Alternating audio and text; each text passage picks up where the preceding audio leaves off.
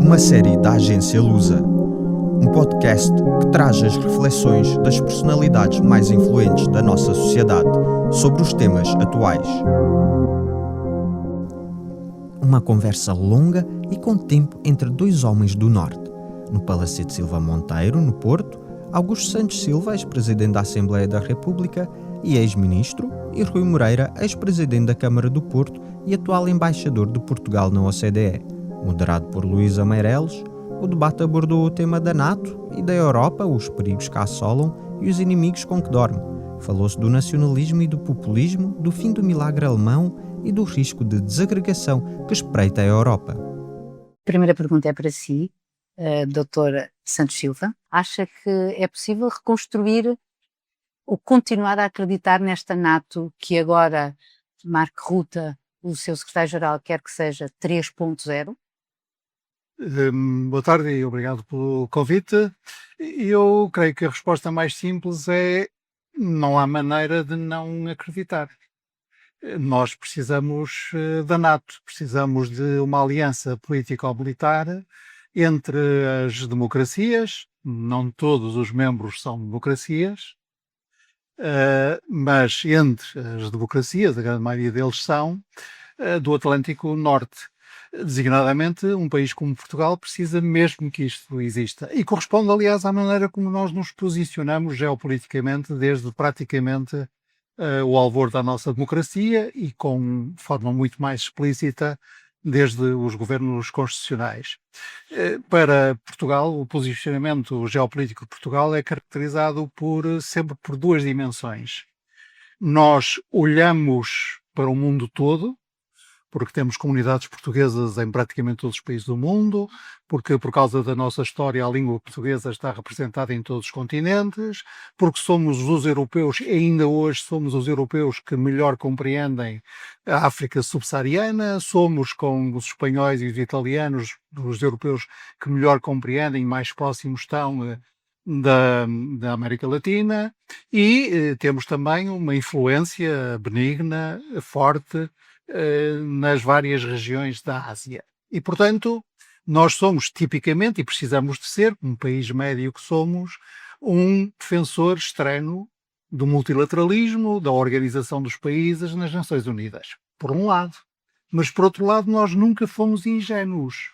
E, portanto, sempre cultivamos os laços fundamentais para assegurar a nossa sobrevivência como país independente, primeiro com a Inglaterra, mais recentemente com o Reino Unido, com os Estados Unidos, até por causa deste facto singelo de sermos vizinhos. Claro que é um oceano no meio, mas a fronteira terrestre mais próxima dos Açores são mesmo os Estados Unidos, e a fronteira mais próxima da costa leste dos Estados Unidos é mesmo a portuguesa.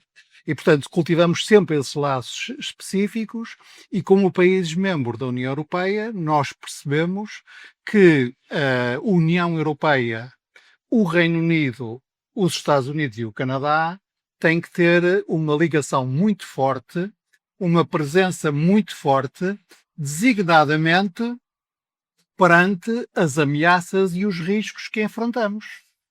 Ameaças e riscos que enfrentamos todos nós, os Estados, o terrorismo internacional, e ameaças específicas que, no nosso caso, são representadas pela Rússia pós-Yeltsin, e nós não falamos diretamente de ameaça, mas há algum risco no modo como a China está hoje a agir, designadamente na Ásia do Sul, e nas ameaças que a China vai fazendo de vez em quando sobre a sua vontade de alterar o status quo relativamente a Taiwan. Portanto, o ponto que eu quero dizer é que, para Portugal, as duas dimensões são cara e coroa da mesma moeda. Nós somos dos mais multilateralistas que eu conheço e olhamos o mundo é a nossa casa, mas ao mesmo tempo somos dos mais realistas que há. E sabemos que uma estrutura político-militar de defesa que proteja a integridade dos países democráticos do Atlântico Norte é essencial para todos eles, incluindo Portugal.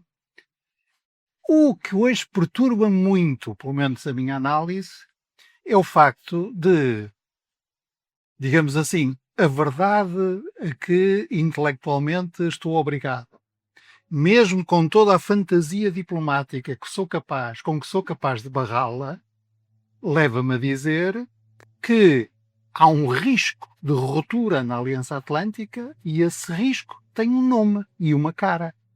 Eu posso dizer qual é o nome. Chama-se Donald J. Trump. Portanto, isso é muito perturbador, porque é, ao fim e ao cabo, dizer que o perigo hoje mora na nossa casa. Mas isso não significa que os vizinhos, designadamente a Rússia, se tenham tornado boas personagens ou bons vizinhos. Não. O perigo mora dentro da nossa casa, porque esse perigo enfraquece a nossa capacidade de nos defender desses vizinhos com os quais nós temos que conviver, mas ao mesmo tempo temos que controlar. Então deixe-me perguntar, Dr. Rui Moreira, também acha que dormimos com o inimigo? Bom, antes de mais é um prazer estar aqui.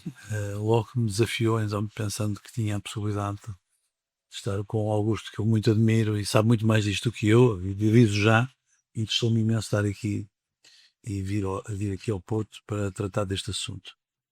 Nós dormimos sempre com o inimigo. Ou seja, esta ideia que nós temos de que há os bons rapazes e depois há o inimigo, nunca foi assim. Não foi assim durante as guerras napoleónicas.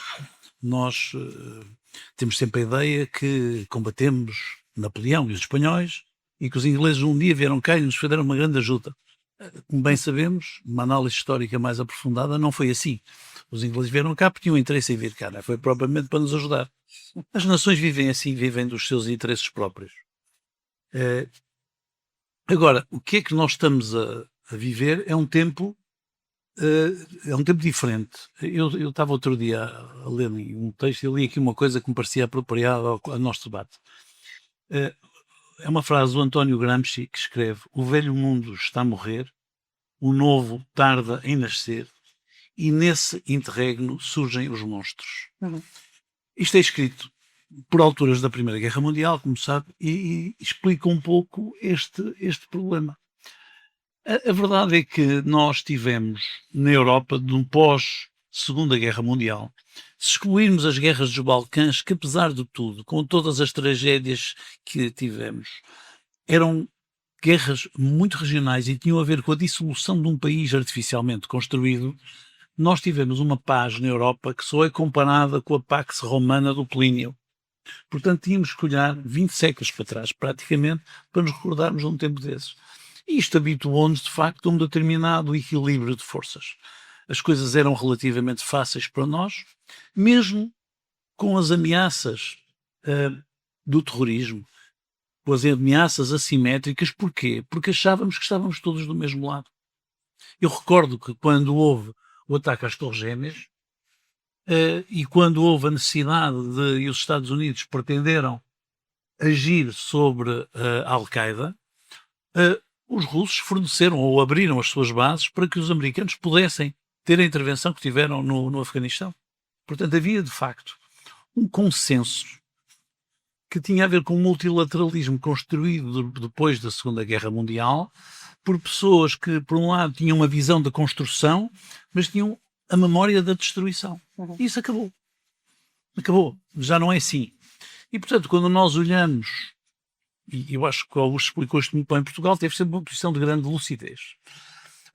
E esta lucidez europeia, portuguesa, vem provavelmente desde o Dom João II. Nós nunca fomos um país com muito território, com muita população ou com muitas riquezas naturais. E mesmo assim conseguimos, em vários períodos históricos, ajustarmos às realidades. Conseguimos escapar. Não escapamos à Primeira Guerra Mundial porque não quisemos, mas conseguimos escapar à Segunda Guerra Mundial e, de facto, temos conseguido este equilíbrio. E temos que nos habituar a viver nesta incerteza. Eu acho que um país como Portugal tem, como Augusto diz, pelo facto de sermos verdadeiramente multilaterais, temos a possibilidade de escapar a um excessivo alinhamento neste momento que vemos em determinados países europeus e que nos colocam problemas. Nós, nessa matéria, acho que Portugal tem as condições para poder navegar à vista, coisa que os portugueses normalmente sabem fazer. Então deixe-me perguntar-lhe, nesta cimeira precisamente Portugal comprometeu-se, juntamente com outros Estados, não só a ajudar a patrulhar, digamos, o Estreito de Hormuz, relativamente à crise, à guerra com o Irão, mas também a enviar contingentes militares que fossem possíveis para o Ártico e para toda esta, digamos, esta arquitetura de segurança que a Europa agora tem que se defender sem estar à espera da ajuda americana. Acha que Portugal tem condições para isso? Bom, relativamente ao Hormuz, eu acho que temos que o fazer, pelo menos temporariamente, e não propriamente por causa dos americanos, mas pela consequência do que sucedeu.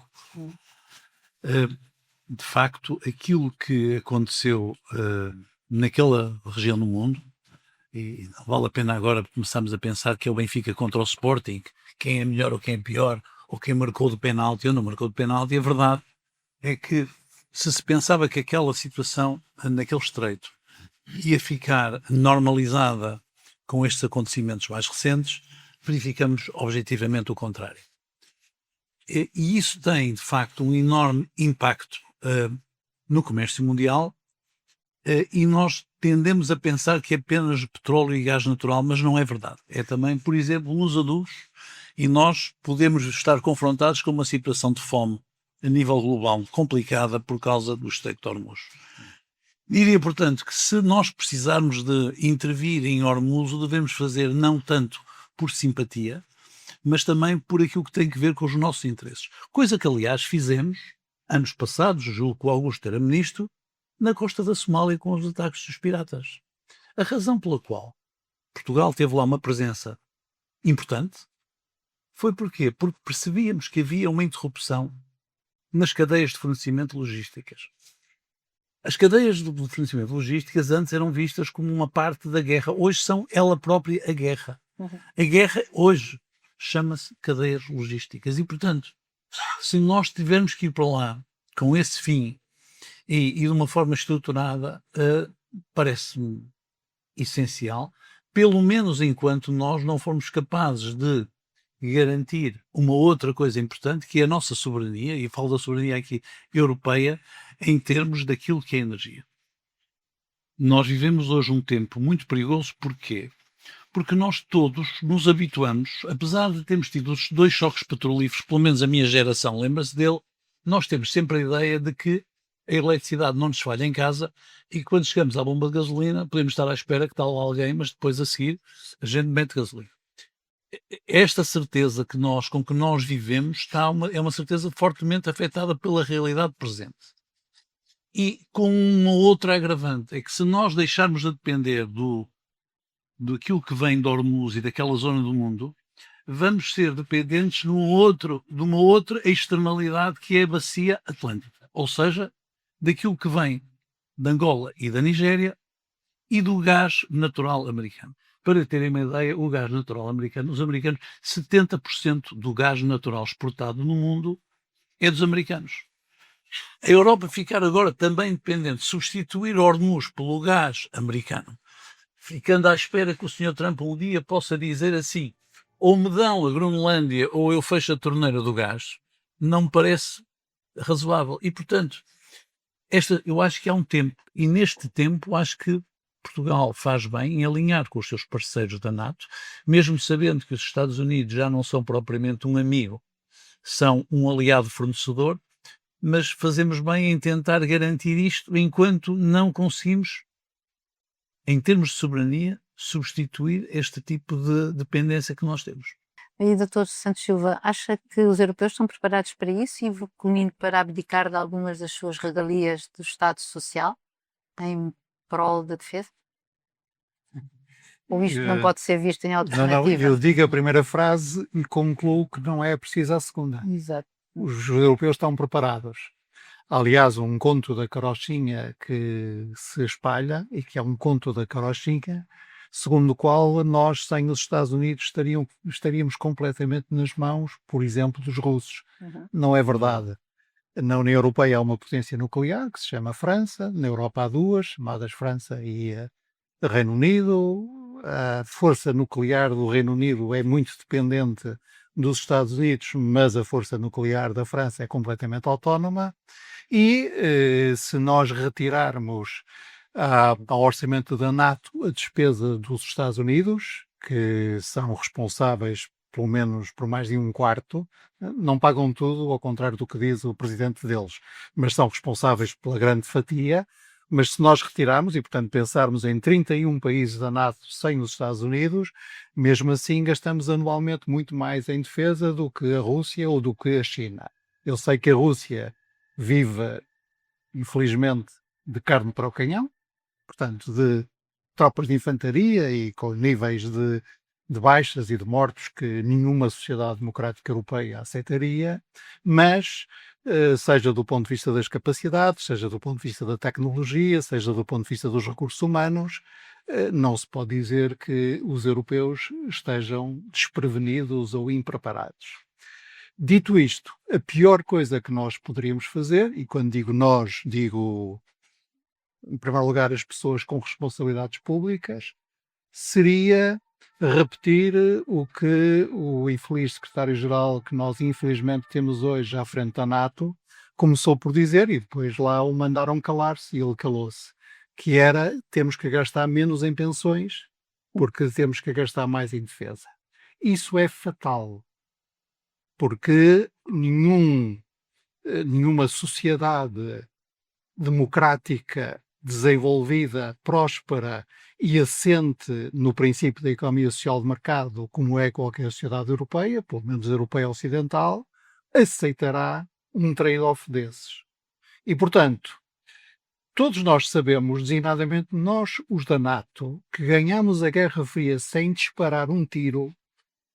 Claro que houve guerras depois nos arredores, em Angola, no Vietnã, mas em confronto direto, a NATO ganhou a Guerra Fria ao Pacto de Varsóvia sem disparar um tiro. Nós, especialmente os da NATO, sabemos que só há duas maneiras de assegurar duradouramente a nossa segurança externa e a nossa defesa. A primeira é seguir esta ordem, primeiro a política, depois a diplomacia, depois, se for preciso, o militar. Como os generais e almirantes com que eu tive o prazer de trabalhar e aprendi muito, sempre me diziam: Sr. Ministro, nós estamos lá, quando eu era Ministro da Defesa, nós estamos lá para lhe dar tempo a si, porque a solução para a crise, qualquer que ela seja, tem que ser política. Nós aguentamos as coisas, assegurando, se for preciso, a independência do país e a liberdade da sua ação, e, no exterior, assegurando que há condições para que uma solução política seja encontrada. Portanto, essa é a primeira regra de ouro. Primeiro vem a política e depois vem a defesa. A defesa militar. E a segunda regra de ouro é: nós ganhamos com o apoio das pessoas. As pessoas é que determinam. As calças leves e o amor dos soviéticos às calças leves fizeram muito mais pela perestroika e depois pela queda do muro do que os canhões que nós gostávamos. Portanto, essas duas regras de ouro nós nunca devemos perdê-las. E, portanto, a pior coisa que a gente pode fazer é dizer assim: vamos gastar 2% ou 5%, quando chegamos aos 5%, se o Trump ainda lá estiver, vai dizer não chega, são 6%. E para isso vamos gastar menos em educação, em saúde ou em proteção social. Isso é a pior coisa que a gente pode fazer. O que a gente faz é o que está a fazer. Qualquer pessoa com dois olhos na cara vê o que é que nós estamos a fazer. Para dar mais um exemplo, se me permitirem, falar assim no concreto esclarece melhor as coisas, esclarece melhor o meu ponto de vista.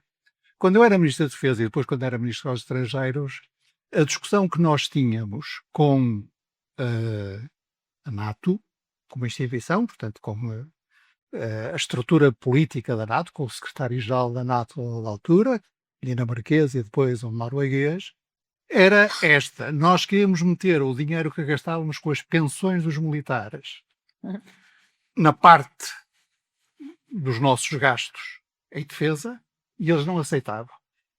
E eles resistiam. E, portanto, nós tínhamos nessa altura 1,3% ou 1,4% do PIB gastos em defesa, E a questiúncula era, nós queríamos aumentar dizendo, mas nós temos que pagar as pensões aos coronéis reformados, e eles diziam, mas isso não é despesa operacional, isso é segurança social, não é militar, não deve contar para o cálculo. Hoje, a contabilidade é assim. Não só metemos as pensões, como a primeira-ministra de Itália já disse a quem a quisesse ouvir que a ponte rodoviária que quer construir ligando a Sicília ao resto da bota também é para segurança, portanto vai contar para os 5% do PIB. O primeiro-ministro da Eslováquia e os eslovenos também já disseram que o próximo hospital que vão fazer vai ter lá uns quartos para militares que sejam feridos e, portanto, também vai contar. E só isso explica Sim, como é fácil de perceber São que engenharias nós tínhamos financeiras. passado em Portugal. Tivemos acrescentado talvez 0,7 pontos percentuais do PIB de um ano para o outro em matéria de defesa. Portanto, o que é que nós fizemos? Uma coisa que eu acho, aliás, normal e legítima, que é alargamos o perímetro, que é uma operação, aliás, que os militares sabem fazer, e alargando o perímetro. E, portanto, se isto for assim, vai-se gerindo. Mas se alguém entender que tem que aumentar as despesas, digamos assim, diretamente relacionadas com os aspectos operacionais da defesa militar. E para isso vai deixar, até basta dizer isso, e para isso vai ter que reduzir a segunda derivada do orçamento do Serviço Nacional de Saúde. Portanto, não é dizer vamos gastar menos para o ano. Basta dizer vamos crescer a uma proporção inferior à que temos crescido. Terá um levantamento e eu garanto-lhe, eu estarei nesse levantamento.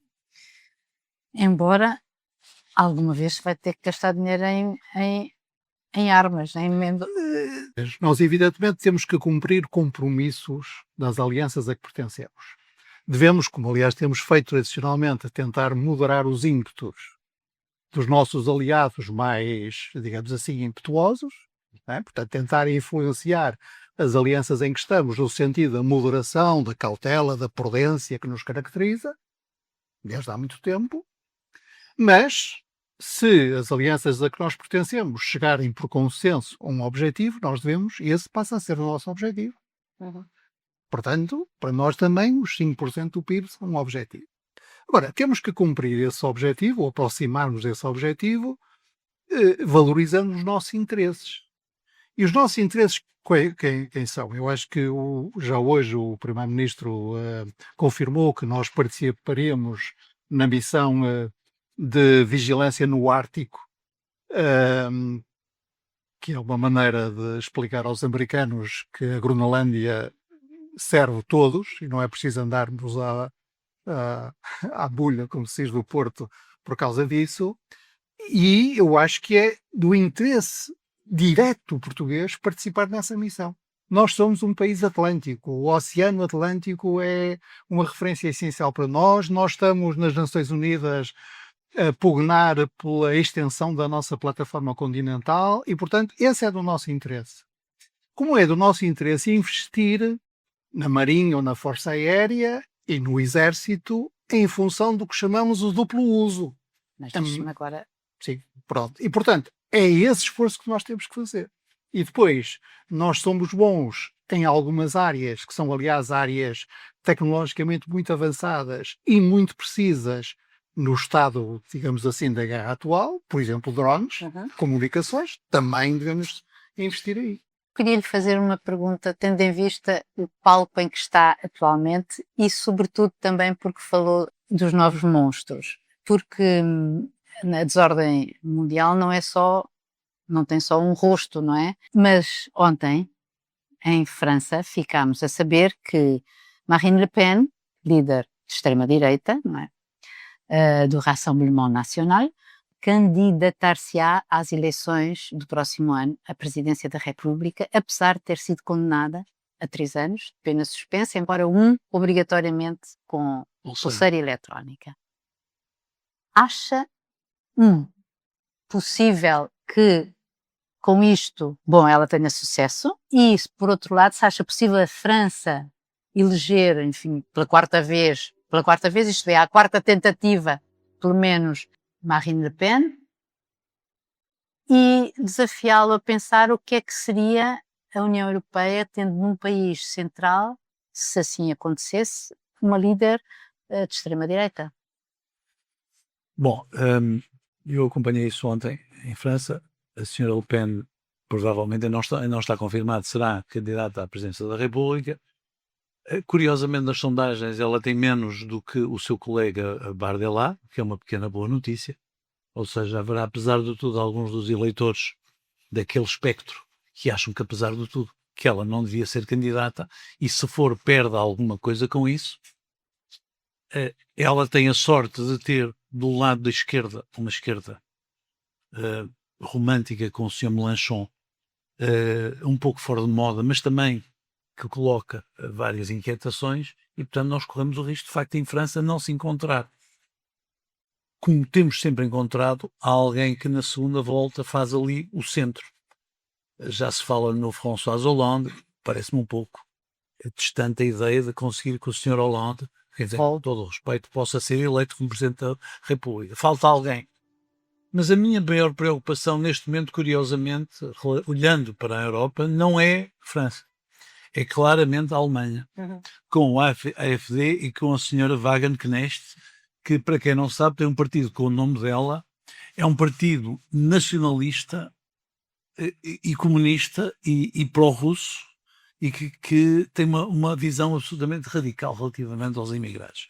E que diz, curiosamente, que se inspirou nos cheminots franceses, que foram os primeiros a chamar a atenção no tempo do Georges Marchais, que os imigrantes diziam tirar trabalho. A Alemanha vive um momento muito difícil, porquê? Porque o milagre alemão parece ter sucumbido. Quando nós olhamos hoje para todas as estatísticas de crescimento na Alemanha, e para outra coisa que é, os alemães eram muito, por palavras stolz, tinham muita vaidade, muito orgulho no funcionamento do seu país. Hoje, os alemães acham que o seu país está a funcionar mal e que está a ser ultrapassado e portanto, eu creio que nós olhamos muitas vezes para a França, mas é um prazo muito curto, vamos olhar para a Alemanha e a Alemanha é muito mais perigosa. Mas, doutor Rui muito mais Moreira, então perigosa. é um duplo perigo, porque É. eles disseram até agora os Luísa, pilares da União Europeia, França e Alemanha. Pode juntar aqui o Sr. Nick Farage no Reino Unido Exato. e várias outras pessoas que andam por aqui ao lado em Espanha, o Vox, enfim. O que é preocupante é que, objetivamente, isto é aquilo que interessa seguramente ao Sr. Putin. Portanto, a melhor coisa que poderia acontecer, a pior coisa que aconteceu ao Sr. Putin foram as eleições na Hungria, em que, curiosamente, o Sr. Putin e o Sr. Trump tinham interesses conjuntos. O Sr. Trump mandou lá o seu vice-presidente tentar apoiar aquele senhor a ganhar as eleições e ele perdeu. Portanto, veja bem, há aqui uma conjugação de esforços que falhou. Foi uma grande vitória para a Europa aquilo que aconteceu na Hungria. Uma coisa extraordinária. Não quer dizer que o senhor ganhou na Hungria seja maravilhoso. Não é isso que eu estou a dizer. Agora, foi muito importante porquê? Porque numa altura em que havia uma interferência externa pesada, em que duas grandes potências, os Estados Unidos e a Rússia, queriam nos impor um determinado resultado eleitoral na Hungria, surgiu ao contrário. Eu espero que este exemplo húngaro se possa replicar também na Europa. Até porque quando nós temos o caso de Itália, verificamos que em Itália aquilo que nos era apresentado como um modelo muito radical, percebemos hoje que a senhora Primeira-Ministra de Itália tem hoje uma visão muito mais próxima da nossa, provavelmente, do que tem desses radicalismos. Portanto, seja através da conversão de algumas dessas pessoas, de alguns desses movimentos, seja porque surgem alternativas, essa vai ser a batalha mais difícil. E essa batalha é tal batalha que nem os militares nos podem ajudar, porque os militares não podem ir à boca das urnas em França dizer que as pessoas não podem votar neste ou naquele. E a desagregação europeia é, de facto, um risco premente, é um risco enorme, por razões que obrigariam a nós termos uma outra conferência, se calhar, porque teríamos que puxar a fita do tempo atrás e perceber quando é que os europeus começaram verdadeiramente a desconfiar daquilo que construíram. Quando começaram a envelhecer? Quando começaram os europeus construíram uma estrutura no pós-guerra. Os founding fathers da Europa, desta Europa, acreditavam que o livre comércio iria evitar guerras.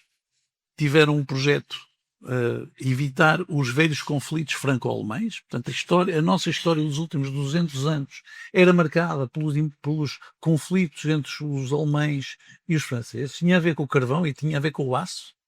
E, portanto, a Europa foi desenhada para isso. E essa Europa foi-se alargando e foi criando, de facto, esta estabilidade com que nos era muito confortável. E há uns momentos cruciais que, provavelmente, a meu ver, e eu escrevi sobre isso na altura, também ninguém me leu, também ninguém lê as coisas de uma pessoa pouco informada. O alargamento da União Europeia a leste foi, a meu ver, precipitado, tal como a unificação alemã. Eu falo à vontade, tenho sangue alemão, falo alemão, leio alemão e ouço alemão e vivi na República Democrática Alemã. A grande pressa que os alemães tiveram em promover a unificação alemã e, através disso, incumprir com aquilo que eram os seus compromissos connosco e, ao mesmo tempo, tentar alargar a economia de mercado a todo aquele espectro, foi provavelmente um erro fatal para a Europa. E nós vemos hoje que muitas das pressões que temos na Europa, porque agora já não é só a Hungria, resolveu-se mais ou menos, mas temos o problema da Eslováquia, que é um problema sério, e até da República Checa, e vamos ver o que é que vai acontecer na Polónia. Ou seja, subitamente, nós, quando queríamos dominar os nacionalismos, criamos uma Europa em que os nacionalismos estão altamente exacerbados e os piores exemplos surgem de pessoas que nós consideramos. O senhor Zelensky, outro dia, resolveu arranjar uma forma de ofender os polacos através de uma condecoração que acabou por lhe ser retirada, por dar a um corpo do seu exército, das suas forças armadas, o nome de um contingente que durante a Segunda Guerra Mundial assassinou polacos. Portanto, mais uma vez, é esta tal história, a sua primeira pergunta, se nós temos que dormir com o inimigo. Nós temos sempre que pensar que não há muitos anjos. Nós vivemos mesmo neste tempo de monstros e, portanto, pode ser que corra bem, mas os riscos internos, eu tenho muito mais receio dos riscos internos para a União Europeia neste momento do que propriamente a questão da agressão russa. Já agora, relativamente à questão militar, e até porque vou fazer publicidade à minha coluna no Sol sobre isso, uma das questões fundamentais que está a demonstrar-se é que a guerra tradicional, que era feita de quê?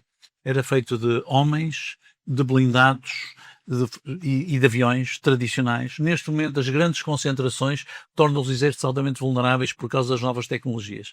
É isso, para explicar, ou seja, quando aparece um contingente com 10 mil homens, como aparecia durante a Primeira Guerra Mundial, eles na Primeira Guerra Mundial metiam-se nas trincheiras. Aqui seria agora derrotado rapidamente com um drone. E, portanto, também aqui a guerra mudou, e isso vai fazer com que o investimento que nós vamos ter que fazer seja um investimento de outra natureza. E vai ser, e já estamos a perceber que é completamente diferente. Os ucranianos conseguiram, bem sei que não foi apenas com a sua tecnologia, alguma tecnologia de empresas americanas que eles contrataram, e alguma tecnologia europeia, os portugueses julgo que estarão indiretamente envolvidos nisso, conseguiram subitamente, num prazo muito curto, criar uma linha de montagem muito eficiente, de drones muito eficientes, em que através da inteligência artificial são mais inteligentes que os drones de há 2 anos atrás. Ou seja, o drone começa a voar e vai escolher o seu alvo em função de um conjunto de informações. Portanto, nós estamos num tempo diferente. E, portanto, eu não acredito, sinceramente, que a Europa corra o risco de perder a guerra da Ucrânia com a Ucrânia, porque a guerra é nossa também.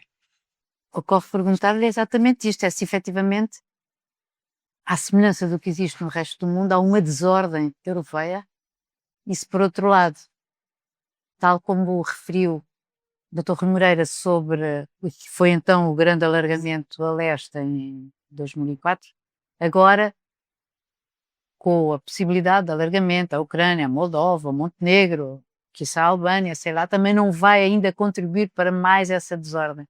Acha que há uma desordem europeia? Se há desordem, em comparação internacional, ela é muito relativa.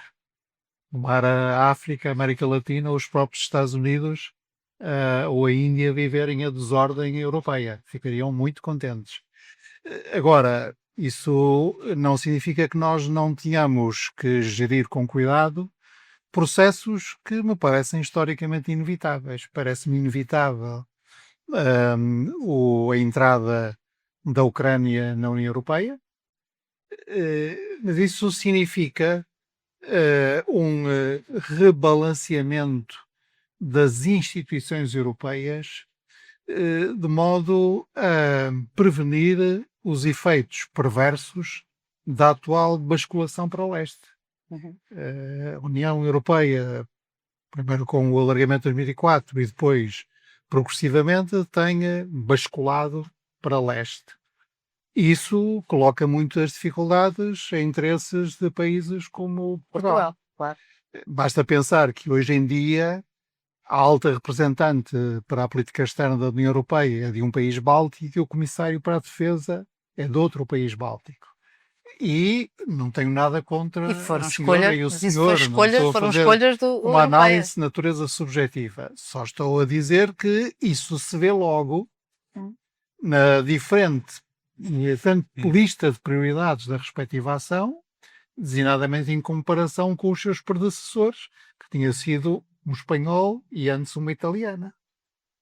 Ora, nós temos que defender os nossos interesses. Eu peço desculpa se pareço cínico, mas não é, eu não quero ser cínico, mas eu digo, quer do ponto de vista prático, quer do ponto de vista teórico, que é uma profunda ingenuidade pensar que as relações internacionais se não regulam pelos interesses específicos dos seus diferentes atores. O que, aliás, me parece absolutamente legítimo. É absolutamente legítimo era absolutamente legítimo que, no meu tempo como Ministro dos Estrangeiros, eu tenha recusado sempre o que os americanos pediam, à maneira americana de pedir insistentemente, que era cortar relações com a Venezuela. E o meu argumento era muito simples. Eu dizia, eu não posso deixar de ter um embaixador em Caracas e cônsules em várias outras partes da Venezuela, quando tenho 400.000 pessoas residentes na Venezuela com o cartão de cidadão português e em condições de o ter para aí 1 milhão. Portanto, eu compreendo que esse não seja um problema dos Estados Unidos, mas o interesse nacional português é esse. E, portanto, a defesa dos interesses e o jogo de interesses é perfeitamente legítimo e, aliás, como os economistas mostram bem, é até um fator de racionalidade.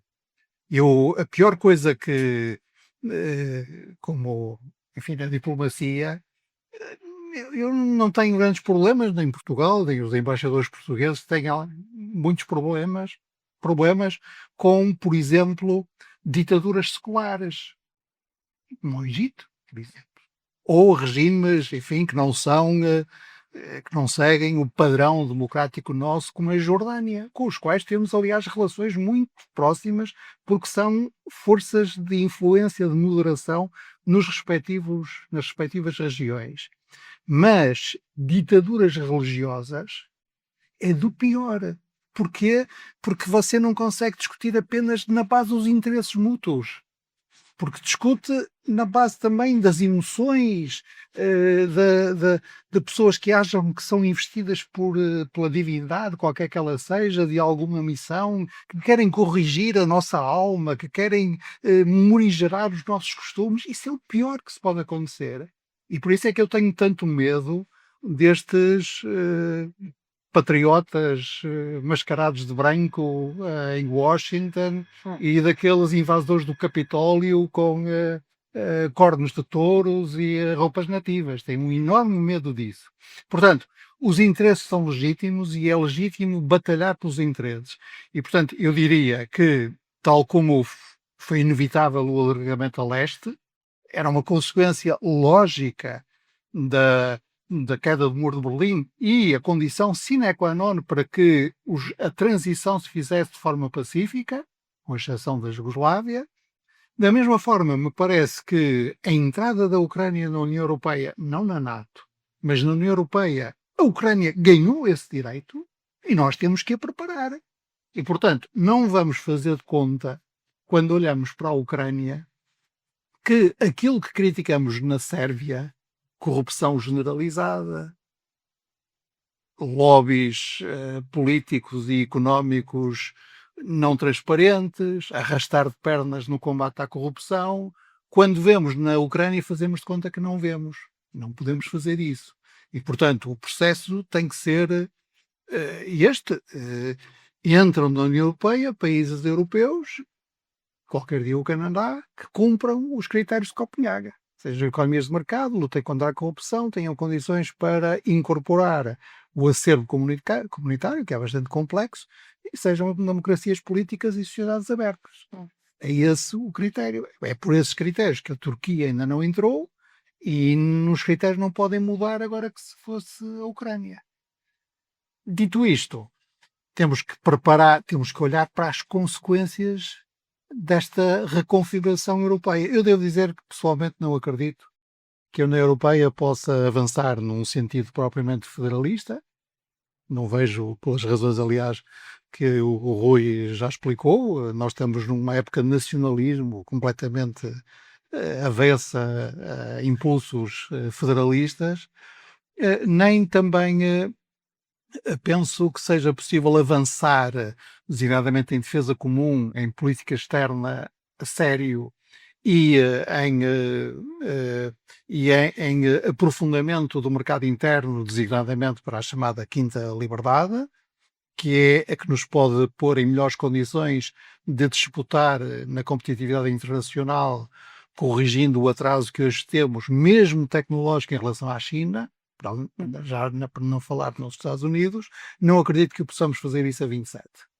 E, portanto, temos que avançar naquilo a que, em linguagem diplomática, chamamos cooperações reforçadas, mas é em grupos de países dentro da União que olhem para a União mais do que o multibanco. Portanto, enquanto os meus amigos eslovacos, búlgaros, romenos e mesmo polacos olharem para Bruxelas e dizer está ali um multibanco que eu vou buscar dinheiro, eu digo, ok, pronto, este multibanco tem regras. Os fundos europeus têm regras, etc. Mas a União Europeia está muito longe de ser isso. E, aliás, para o multibanco ter dinheiro, é preciso, como o Draghi explicou tão bem, dar corda aos sapatos em matéria económica, em matéria energética e em matéria tecnológica. Se os 27 não são capazes de fazer isso em conjunto, por razões, aliás, que eu compreendo, tem a ver com a sua história, etc., a aversão dos húngaros aos imigrantes decorria deles não terem nenhuma experiência, nem de emigração, nem de imigração. E, portanto, eu sempre discuti com o meu colega húngaro, dizer, eu percebo a tua posição, mas eu estou completamente nos antípodas disso. Eu venho de um país que há pelo menos 7 séculos, está habituado a que haja gente que saia do reino e haja gente que venha para o reino.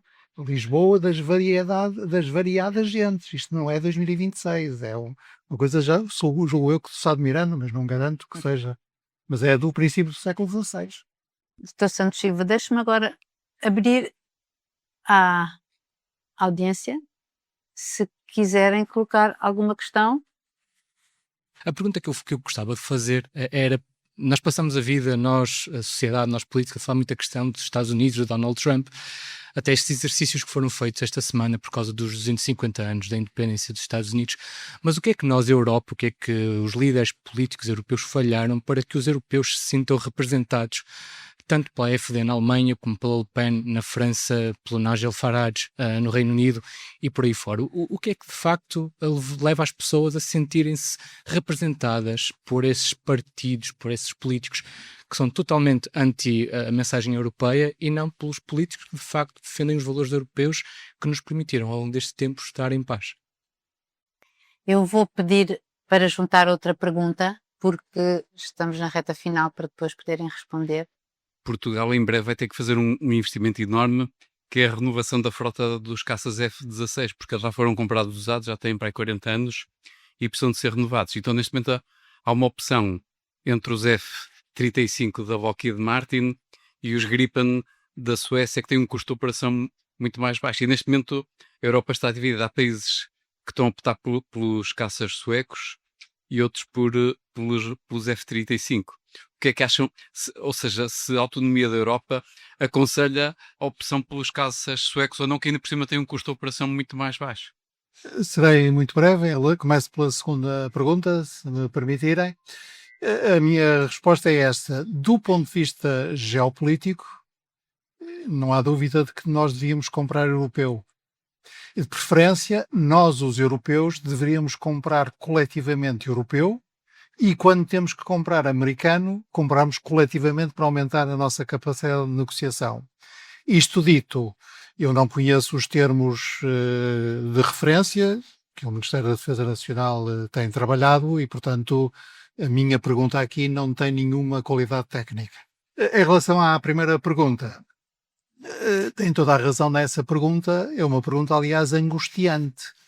O que é que aconteceu às duas grandes forças políticas que, na sua tensão, na tensão recíproca, construíram o Estado Social Europeu e a União Europeia, a democracia cristã e a social-democracia, para que hoje tenham perdido a hegemonia de que durante tanto tempo beneficiaram com, na minha opinião pessoal, com bastante proveito para nós todos. E, portanto, eu diria que, como investigador dessas áreas, eu procuro responder a essa pergunta, mas não tenho uma resposta pronta. E como nós fazemos na investigação, o que eu proponho que façamos logo é circunscrever os termos do problema. Portanto, o problema existe, okay? Mas circunscrevamos os termos do problema. Porque não há ainda nenhum país europeu em que, vamos dizer assim, para ser mais fácil, as forças nacionalistas, xenófobas e anti-europeístas sejam maioritárias. Não há nenhum país europeu. Onde essas forças estão no governo, estão sempre porque houve uma convergência entre, digamos, o centro-direita e essas forças. A Alemanha é um bom contra-exemplo. A razão pela qual eu estou relativamente descansado em relação à Alemanha é porque eu olho para o sistema político alemão e sei que a AfD pode chegar às próximas eleições com mais 20 pontos de vantagem sobre a CDU. Mas se a CDU, o SPD, os Verdes e os Liberais tiverem um ponto a mais que a AfD no seu conjunto, a AfD não formará governo.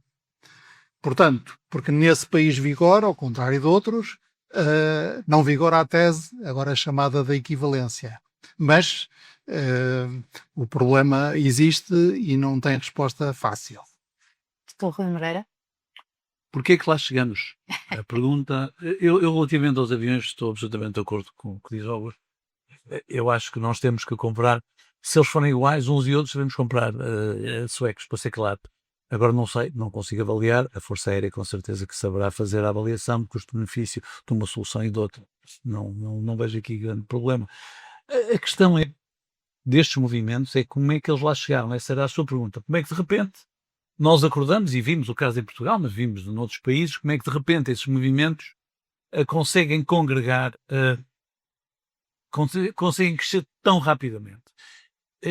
Eu não faço estudos sociológicos, não é a minha área, mas aquilo que eu verifico é que essas pessoas normalmente não aderem a esses movimentos por razões da ideologia tradicional.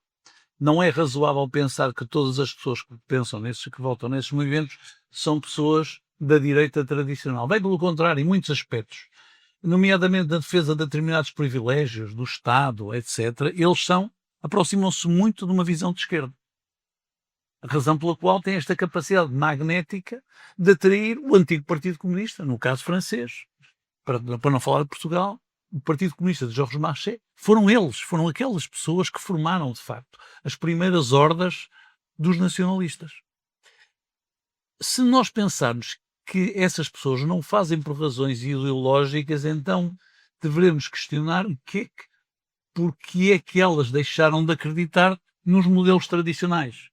E deixaram de acreditar porque perceberam que havia uma excessiva tolerância relativamente à intolerância e a fenómenos, nomeadamente nas periferias das cidades, em que começaram a perceber que não havia grandes expectativas para os seus filhos, em que começaram a perceber que o Estado Social que eles pagavam com os seus impostos já não supria, já não era bom negócio para eles. Ou seja, aquilo que há tempos eu ouvia um francês, agora estou em França, como sabes, estava a ver uma entrevista, e havia alguém que dizia, bom, isto está aqui um problema, é que eu pago as escolas, mas os meus filhos já não vão à escola pública. Eu pago o sistema de saúde, mas eu tenho que ter um seguro de saúde. Eu pago a polícia, mas no prédio onde eu vivo, no condomínio onde eu vivo, em Saint-Denis, neste momento, temos arame farpado e temos seguranças privados. Eu estou a pagar isto 2 vezes e não estou disponível. Talvez aqui haja um cheiro do tal desapontamento, está a ver, desta malaise, como os franceses chamam, desta doença, da pessoa dizer estou a pagar isto 2 vezes, só quero pagar uma vez. E ao querer pagar só uma vez, entro num momento em que... E depois os franceses são muito revolucionários. No fundo, a tomada da Bastilha não foi uma coisa simples. Portanto, eles estão a fazer todos os dias Petite Bastille, os pequenos atos da Bastilha, com confrontos muito, muito pesados. E eu acho que isto é talvez a melhor forma de tentar explicar aquilo que pareceria inexplicável. E se conseguíssemos agora entrar na máquina do tempo e estivéssemos aqui há 15 anos atrás e estivéssemos a dizer que estes movimentos tinham esta importância, o público diria que os dois que estão aqui sentados com o Luís é que tínhamos enlouquecido. Portanto, o cenário, a história acelerou muito neste aspecto. Uma produção da agência Lusa, disponível em lusa.pt e nas plataformas de podcast.